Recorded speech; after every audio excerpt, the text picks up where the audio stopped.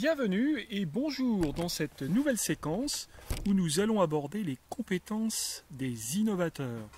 Donc ces compétences sont les suivantes. Alors pour ces compétences, j'en distinguerai trois catégories. Tout d'abord les compétences qui sont liées à l'autodirection des apprentissages.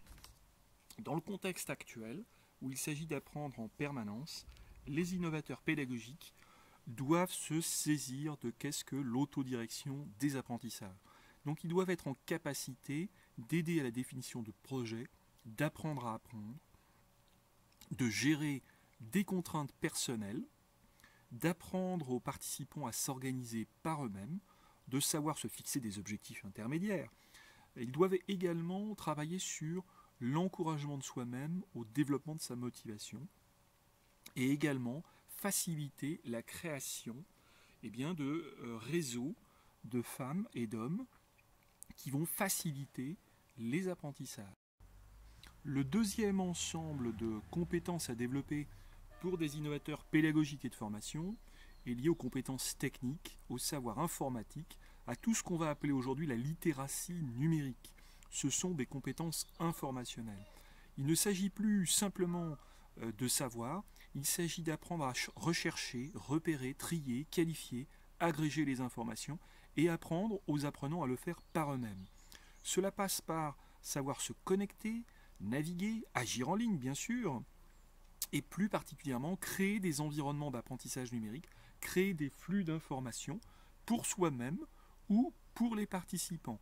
Être finalement un nœud de passage pour accéder à des savoirs.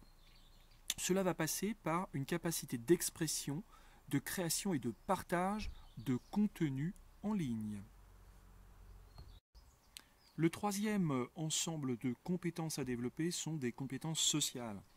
Il va s'agir de la création de communautés d'apprentissage, la capacité d'intégrer des nouveaux apprenants, la capacité également d'apprendre à coopérer à distance, à développer des compétences pour dialoguer en ligne, aider chacun à développer son identité numérique, faciliter l'acceptation d'un regard critique, un apport de l'autre. Il s'agit aussi d'apprendre à donner et recevoir, apprendre à adresser des signaux de reconnaissance.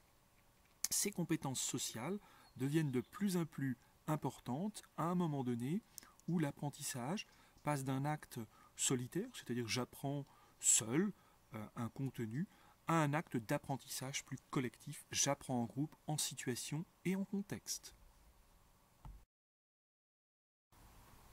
Voilà, alors ces trois ensembles de compétences font de l'innovateur en pédagogie, en formation, une personne en capacité d'agir dans le cadre de réseaux sociaux numériques, d'être une ressource pour les autres, d'entrer dans une économie du don et du contre-don, et finalement de devenir plutôt un facilitateur, un animateur de communauté d'apprentissage qui va, par sa pratique, par son exemple, insuffler de nouvelles propositions pédagogiques. À bientôt pour une prochaine séquence.